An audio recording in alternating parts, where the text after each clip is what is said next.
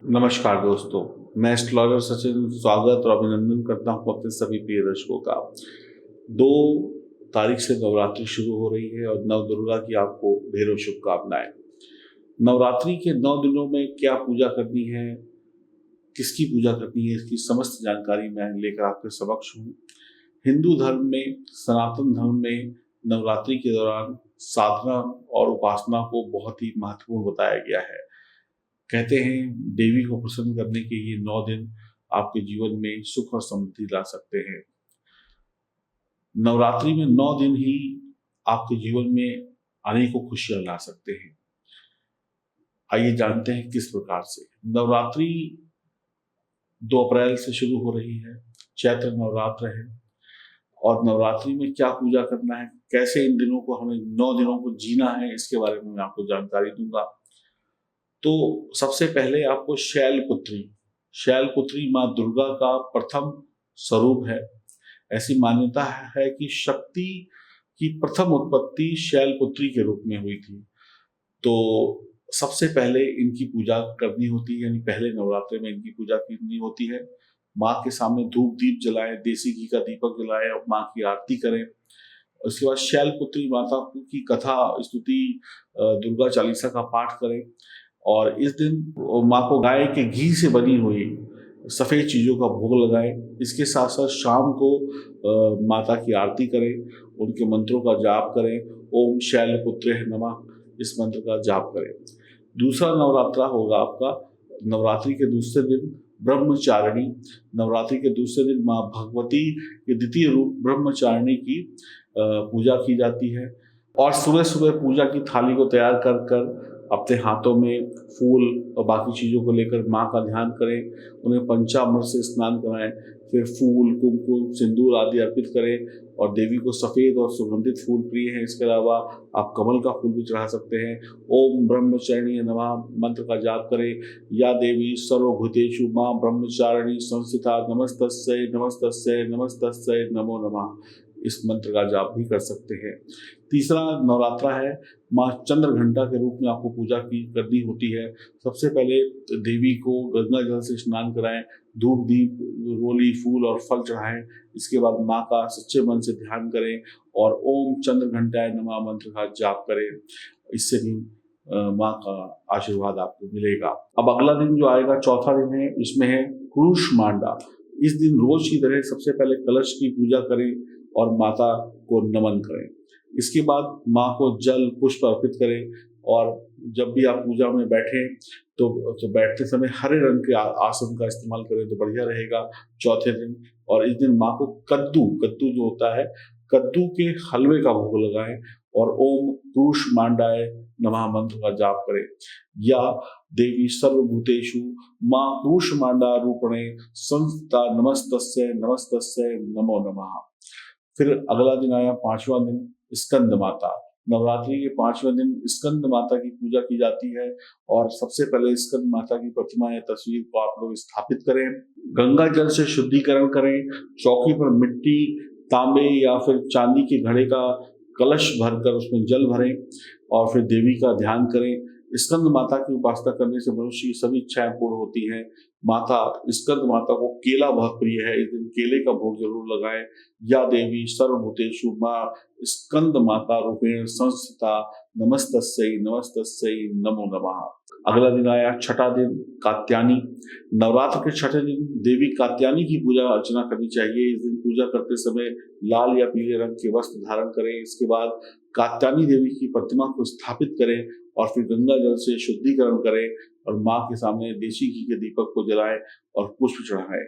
इसके साथ साथ माँ को पीले रंग के फूल की माला चढ़ाएं, कच्ची हल्दी की गांठ भी चढ़ाएं और मंत्र का जाप करें। या देवी सर्वभूतेषु माँ कात्यायनी रूपेण संस्थिता नमस्तस्यै नमस्तस्यै नमस्तस्यै नमो नमः। अगला 7वां दिन जो आएगा, कालरात्रि। 7वें दिन कालरात्रि की आराधना करनी चाहिए। माँ की प्रतिमा को स्थापित करें, माँ को कुमकुम यानी सिंदूर, लाल पुष्प, रोली इत्यादि चढ़ाएं। इसके बाद माँ को नींबुओं की माला पहनाएं, लेमन की माला पहनाएं और उनके सामने दीपक जलाकर उनका पूजन करें। माँ के मंत्रों का जाप करें, दुर्गा सप्तशती का पाठ करें, माँ कालरात्रि को लाल रंग के फूल अर्पित करें, माता को कालरात्रि को गुड़ या गुड़ से बनी हुई चीजों का भोग लगाएं और मंत्रों का जाप करें। और मंत्र है ओम काल रात्रे नमः। नवरात्रि का 8वां दिन महागौरी। नवरात्र के 8वें दिन महागौरी का पूजन करना चाहिए। इस दिन सबसे पहले लकड़ी की चौकी या मंदिर में महागौरी की प्रतिमा या फोटो को स्थापित करें। इसके बाद चौकी पर सफेद वस्त्र बिछाकर उस पर महागौरी यंत्र की स्थापना करें। महागौरी की पूजा करते समय पीले सफेद रंग के वस्त्र धारण आप कर सकते हैं। महागौरी को हलवे और चने का भोग लगाना चाहिए और मंत्र पढ़ना है ओम महागौरी नमः। अब हम पहुंच गए नवे नवरात्रे पर, यानी 9वें दिन सिद्धिदात्री। मां जगदम्बा का ये रूप पूर्ण स्वरूप है। जो पहले दिन जो आपने पूजा की, पूजा अर्चना करी, पूजा पाठ किया, शैलपुत्री के रूप में की गई थी, वह सिद्धिदात्री के रूप में आकर खत्म हो जाती है। यानी पहले दिन शैलपुत्री और आखिरी दिन सिद्धिदात्री के रूप में ये पूजा पूर्ण हो जाती है। इस दिन सबसे पहले कलश की पूजा करें और पूजा स्थल पर सभी देवी देवताओं का ध्यान करें। इसके बाद माता के मंत्रों का जाप करें, पूजा करें और माँ सिद्धिदात्री को मौसमी फल, पूरी, खीर, नारियल, चना और हलवे का भोग लगाएं। और या देवी सर्वभूतेषु माँ सिद्धिदात्री रूपेण संस्थिता नमस्तस्यै नमस्तस्यै नमस्तस्यै नमो नमः। इस मंत्र का यथासंभव जाप करें। तो नवरात्रि के 9 दिन एक सरल विधि से कैसे हम माँ को प्रसन्न कर सकते हैं, इसकी जानकारी मैंने आपको दी। मुझसे कोई भूल चूक हो गई हो तो माँ हमें माफ करे। कुछ भी मंत्र पढ़ने में या कुछ भी चीज समझाने में अपनी तरफ से हमने पूरी कोशिश की आपको सही जानकारी देने की। और कुछ लोग 8वें दिन, कुछ लोग 9वें दिन कंजकों को बिठाते हैं, कन्याओं को बिठाते हैं। तो कन्याओं का पूजन करें, उनको जो भी आप हलवा पूरी खिलाएं, जो भी गिफ्ट देते हैं, गिफ्ट वगैरह दें, दक्षिणा दें, उनका आशीर्वाद जरूर लें। ऊपर ऊपर से नहीं करें। कुछ लोग व्यस्तता के कारण नहीं कर पाते और मंदिर वगैरह में जाके कर देते हैं। जैसे भी हो, जैसे भी संभव हो वैसे करें। वैसे अपने घर में माँ दुर्गा को स्थापित करना, कलश की स्थापना करना और पूजा अर्चना करना बहुत ही अच्छा रहता है। इसके साथ साथ आप जब 8वें या 9वें दिन जैसे भी आपके परिवार में रीति रिवाज हो, उस हिसाब से कन्याओं को भोग जरूर लगाएं, उनके पैर छूकर आशीर्वाद जरूर लें। इससे आपका महाकल्याण होगा। माँ के सभी रूपों का आशीर्वाद आपको मिलेगा और आपके जीवन में सुख और समृद्धि आएगी। तो नवरात्रि एक खुशियों का त्योहार है, खुशियों का पर्व है। माँ दुर्गा को प्रसन्न करने का एक अच्छा और सरल मौका है और अपने घर में सुख समृद्धि लाने का एक मौका है और शुभ कामों को करने का एक मौका है। बिना किसी पंडित, बिना किसी मुहूर्त के आप कोई भी शुभ काम शुरू कर सकते हैं, कुछ खरीद सकते हैं, कुछ ले सकते हैं, कुछ दे सकते हैं। ये वक्त है एक नई शुरुआत का, माता के आशीर्वाद के साथ में। अब सबसे महत्वपूर्ण बात यह है कि आप इन दिनों में अपने और कर्तव्यों का भी पालन करें। माँ दुर्गा की उपासना तो आप विधि पूर्वक कर ही रहे हैं। आपको इन दिनों में अगर आप व्रत वगैरह नहीं रखते हैं, झूठ नहीं बोलना है, चमड़े की चीजों का प्रयोग नहीं करना है, मांस मछली नहीं खाना है, प्याज लहसुन नहीं खाना है, रोज स्नान करना है, किसी को अपशब्द नहीं बोलना है, किसी का बुरा नहीं करना है। ये सब चीजों का भी आपको ध्यान रखना होगा। और शरीर की और मन की और तन की शुद्धता रखनी है। मन में गलत विचार नहीं लेके आने हैं, ब्रह्मचर्य का पालन करना है। ये सब भी आपको कहीं ना कहीं ध्यान रखना होगा।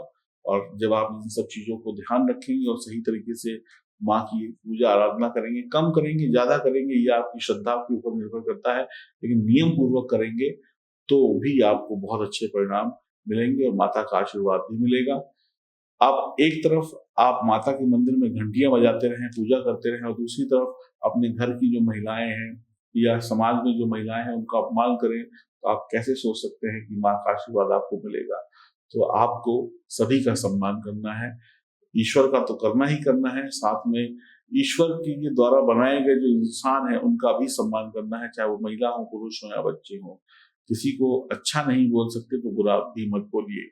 और खुश रहिए, प्रसन्न रहिए, आनंद में रहिए और माँ के ये 9 स्वरूप आपके ऊपर कृपा बरसाएं और आपका जीवन सुखी रहे, ऐसी हम मंगल कामना करते हैं।